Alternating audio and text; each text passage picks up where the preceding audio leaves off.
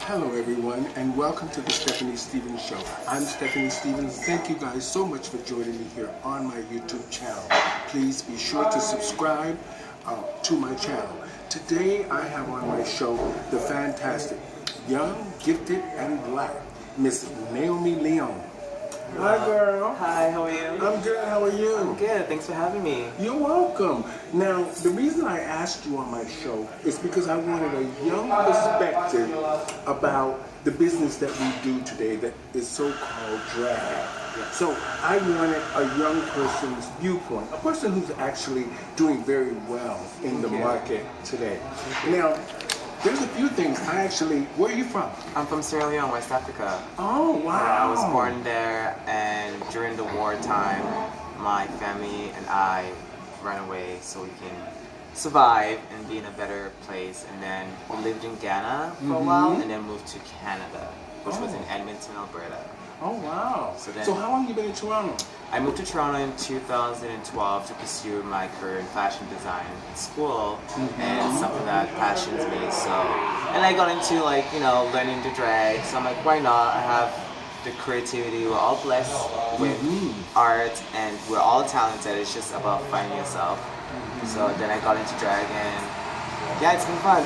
Well, you're beautiful. Thank you. I must say you're beautiful. And this is during the day, everybody. This is during Daytime the day. look. Yes. Now, so how long have you been in Toronto? I've been in Toronto for about 9 years now, I'd say.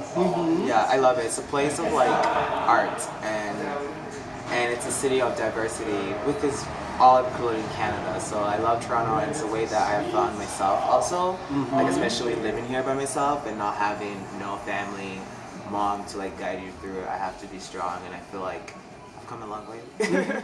Well, I was there the night that you won Miss Opulence. Oh my Remember God, that was amazing. How did you feel about that? It was a hard work. It's very hard, especially being a black queen, because a lot of people doubt you all the time. So it's for me, I always have to prove myself, and I've gotten to learn that I don't need to prove myself. I know myself, and I know what I'm capable of. And that night was just speechless. I was very happy, and a lot of things were wrong. Well, that's usually when good things come out of those kind of things. Yeah, it was really good. Yeah, so now what have you done after your reign? What are you doing now? Right now I'm trying to get out there with helping with the homeless, helping with people who are from different countries, and especially now I just feel RuPaul has given a gateway for so many people to express themselves in different type of drag and art, and right now I'm trying to still get my name out there, because it's very hard. It's to be honest, it's really hard being a black queen in this community, and to get your name out there, and we already have legends who are still here and are not ready to leave yet. So for me, coming in and being respectable and trying to get my name out there, my drag, it's hard. Now I was going to ask you about the RuPaul thing, because in the States, some of it, they seem to have a problem. The trans community, I think, have a problem with RuPaul. I'm sure you probably have heard about some of the backlash that he's getting from the trans community, and like you said, the legends, the old timers, old school girls. What do you think about that? I feel like it's a stage that in this life we are, it's still going to grow. And the fact that this year we had Gia Gone as the first trans to be on it, and we have Brooklyn as the first Canadian. So I feel like as time goes by, we will slowly start seeing different diversity of drag queens and art and out there. So it's a step that's going to take a while, but we have to understand that it's not, RuPaul has his mind of his own. So do you think drag is in a good place? RuPaul has put drag in a good place or in a negative place? In a good place, because at first I was really insecure about dressing up as a drag queen, especially coming from Africa, and letting my family know this is an art. Being in this art, it's not I wanna trans, but also in a way to show my art skills. And I feel as the year goes by, it will get better. It will, and then a lot of people are starting to do drag, and there's so many different kind of drag, which is like I myself is learning, and every day we're learning something new. So now, when you talk about the difference of drag, now the reason I'm talking about the RuPaul thing so much is because the drag today, like you said, is so different than the old school drag. Now, with the way drag is now, how do you feel about the girls lip syncing with no microphones? I'm the worst at lip syncing. Not gonna lie. But it's skills and it takes time. You have to learn.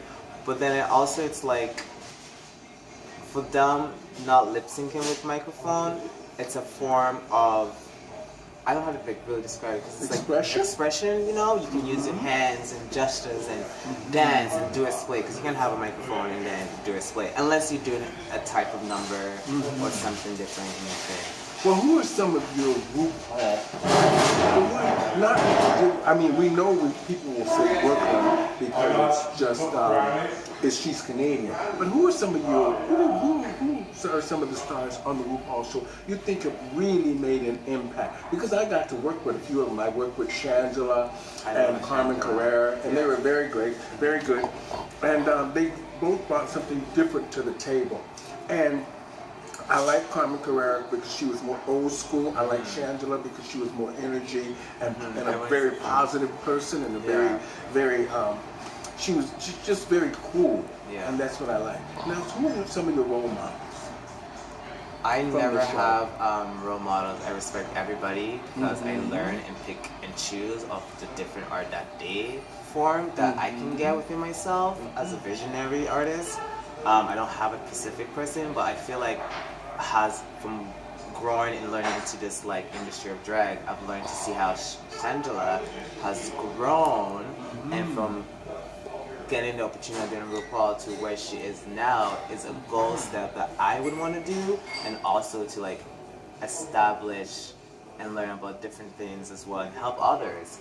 Well, I see that a lot of the girls today are repetitive. They're copying the other girls. Yeah, and and it's almost like when you see one, you've seen them all. Yes, yeah. And when you perform on a nightly basis, if you are a true entertainer, you always want to bring something different because it's a passion in you. Exactly, yeah. Now, are you passionate about the art? What are you planning on doing with Naomi? I would like to take Naomi wherever the world takes her and learn from that. And it's important for me because, especially coming from Africa, I feel like we don't have a lot of that story that has run from a war. I could have been dead, I could have been a child soldier, but like I want to take an art drag in a way that I can go back home to my country and teach others.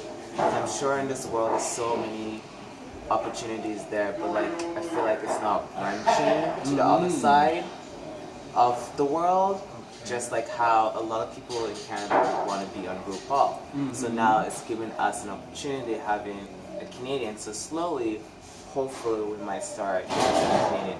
Maybe one day Naomi will be on RuPaul, but I don't know yet. Now, like in the LGBTQ community, they always want to know what's your pronoun. How do you identify as? Male, trans? Drag queen artist. Because for me, when I put on this outfit and become a Naomi, it's like from as soon as the eyelashes, the wigs, the earring comes on, I'm in this character until it comes off. So you live as a male? Yes. And you identify as a male? Yes, yeah. Okay. And I love the arts of it. I love drag. So it's like, I wish I could able to dance as a male, but it's not that figure out there that people will get bored by paying just a man dancing normally. But I like being the dress up and showing people like the arts and the fashion and the hair, the style, everything. So in other words, people pay more attention to Naomi. To Naomi, yes, yeah. Now I have a quote from you, from something I saw on your Facebook page. I want to read it to you, and then I want you to explain it to us. It says, "I'm the right path. I may not understand why everything that is happening right now is happening, but I trust that I am growing into the person I need to be. I trust that all of my struggles are meant to happen, and I have a clear goals in mind, and I know I'm working towards them. I'm letting go of all of the things I can't control and trust the divine nature of the universe. What did you mean by that? I really believe in the universe and energy, and that's how I connect with people. And sometimes people may seem like, when they first meet me, I'm a bitch, I'm a diva. It's just a real, I'm just sexy and sassy. But like when you get to know me, you get to know the real who I am as a person. And a lot of people judge really fast. So for me, it's like having that vision and struggles. I've been struggle, but I'm surprised that like I'm still standing strong. And it's all about the universe and the nature that gets me with other people. Like you could be the nicest person in the motherfucking world, but if the universe is not feeling you because I connect in a way, and it's not me, it's the universe, and the universe is very strong with energy.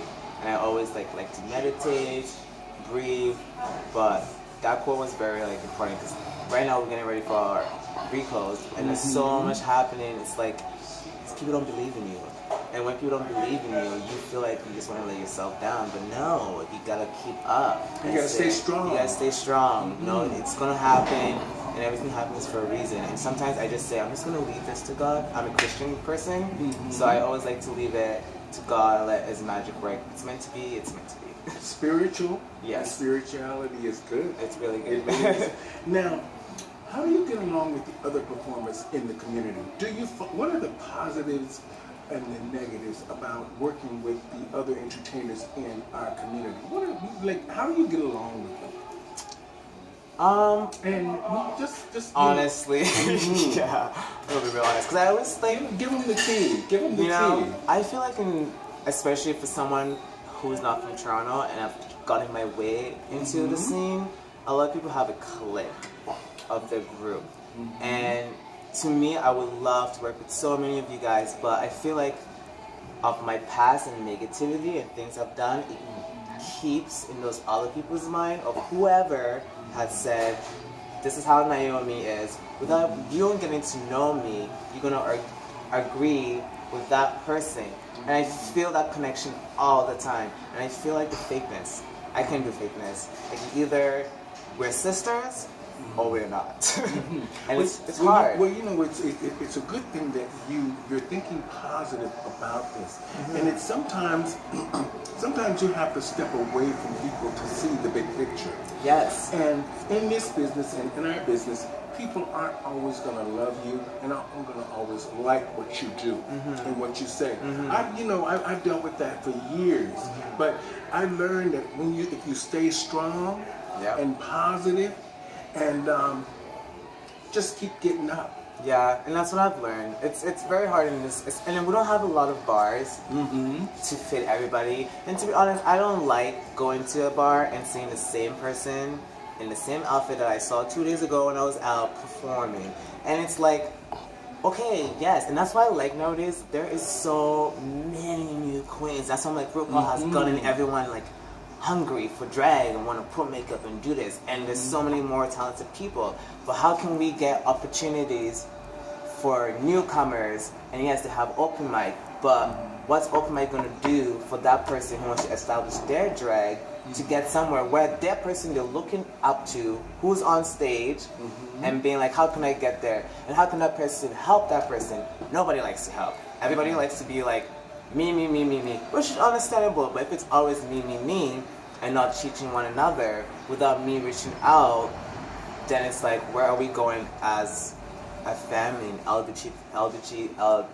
drag world, you know? Well, like you said, there's so many new girls and new people coming out to perform, and RuPaul has opened the door for a lot. Living here in Toronto, I find that there are very few gay entrepreneurs, and mainly the queens, they think big, but they don't think big. Now, they want to be a part of these big shows. We are here in Canada. There's a big opportunity here now.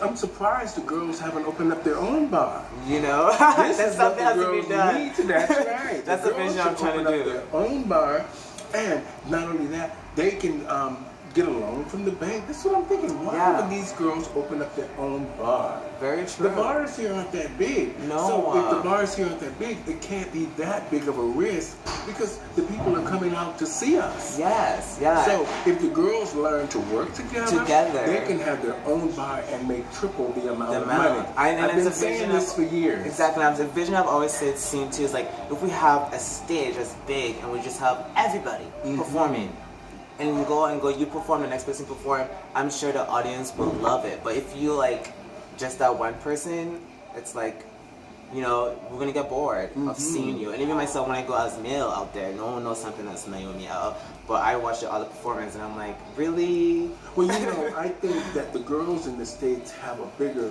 platform. Yes. They have more opportunity because there's more places for them to work and more people support them. Because I don't think it's just the fact that they're part of the LGBTQ community. It's like a culture. You know, and that's why I feel too. I feel like I'm not part of the drag scene. And that's why when I have my shows, I make sure my outfit's on point, I slay it, and I leave a mark for whoever's watching to remember that person was good. And then it becomes jealousy. But I'm like, don't be jealous, other queens, is because you're out here all the time. I'm not doing it all the time like you. I wish I can, but I don't have the opportunity. I've messaged the bars, but the bars don't reach back sometimes. And it's like, who am I supposed to talk to do shows like you girls? And you ask the girls, who is helping you to get shows out there? All for on. And how are we supposed to help each other? Well, you see, this is, for me, it's almost like, why do the shows if it doesn't benefit you? Because by the time you spend all your money on Oh my wigs Lord. and makeup and costume, at the end of the day, what are you really getting from this if you don't have a true vision as being an entertainer and going into a bigger platform? For me, I mean, I've done everything.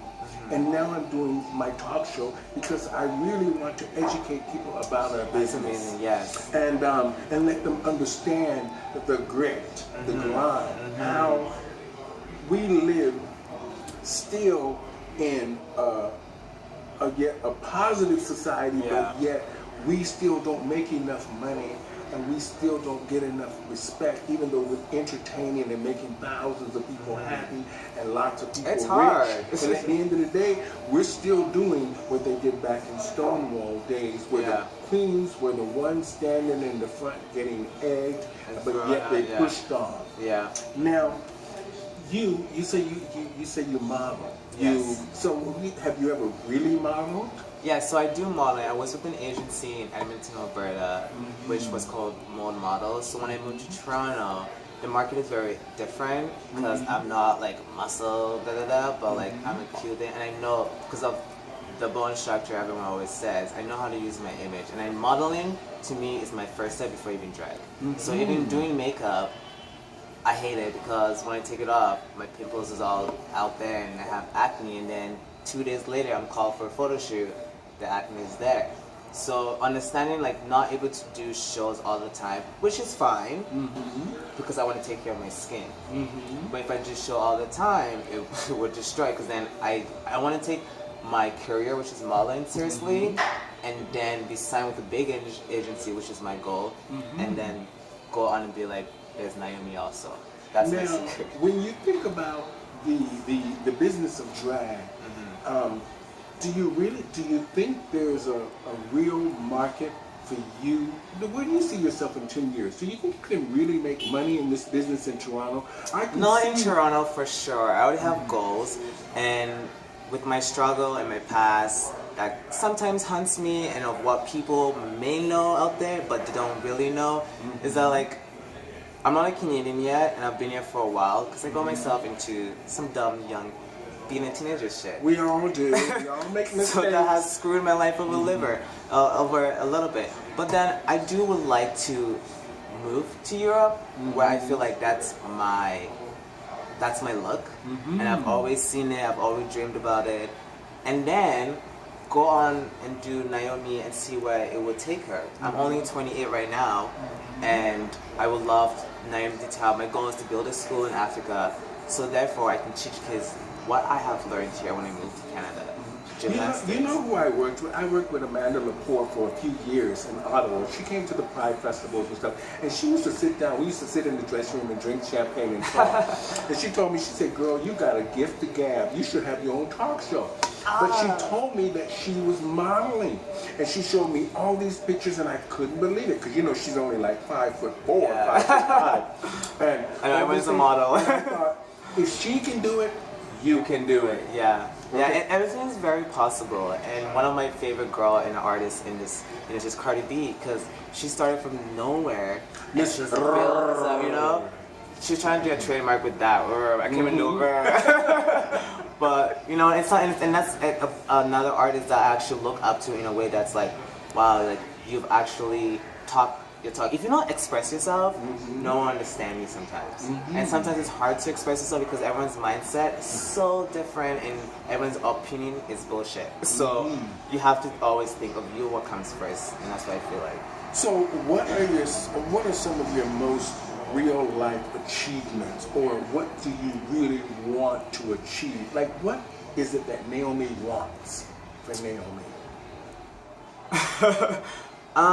I would like to just, I love performing, I love dancing, and honestly, it's not being cocky in a way, it's like I know my talents, I know what I'm worth, and I would like Naomi to just, I would like to put a big production one day that is a vision I've always thought of in my head, and sometimes I feel like, does it have to take to put on a big show for you guys to see how talented I am, or how, like, you know, how amazing this person is? But I don't know what to do. But Naomi has a lot to go on, and before, when I started doing the drag too, I didn't know anything about makeup. So with Young, gifted, and black. nothing. So my Yes. friend was doing my makeup all the time, and then of course the rumors would be like, Naomi doesn't know her doing her own makeup. Yeah, she can perform, she's no way. Because in this drag, you need to know how to do your makeup, you need to know how to sew, you need to know how to lip sync. So guess what? I learned, and I now can do my own makeup. I'm gonna be honest with you, Naomi. Nobody taught me nothing.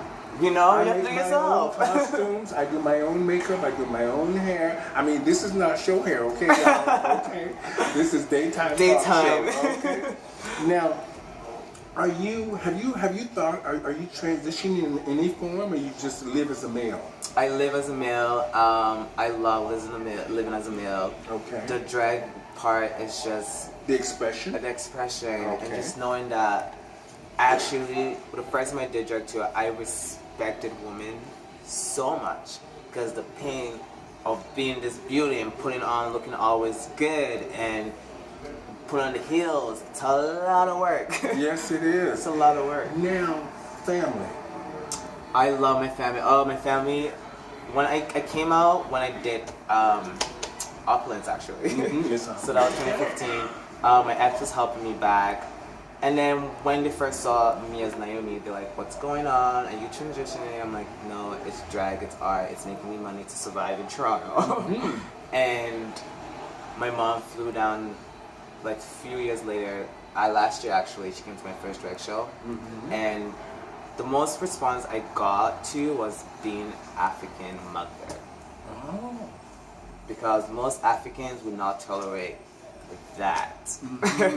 I hear some of the discriminations and the backlash that happens with that. I'm glad you're here to explain that to us. Now, how did your mother feel about the show? What did she think of the show? What did she think of the surroundings of it? What did she see? Like, did she see, like, she, okay. My mother is very quiet and shy, like me, and a lot of people who don't know I'm shy and quiet, to be honest. But like, she liked the fight. It's an art performance wise, and she respected it. And now I just feel so much comfortable more that I can post as dressing up as this as my boy page or my Naomi page, because I like to keep those different with business, and that's what she always do. So her watching it with my sister was amazing, and now I have the whole family who still lives in Africa, loving it.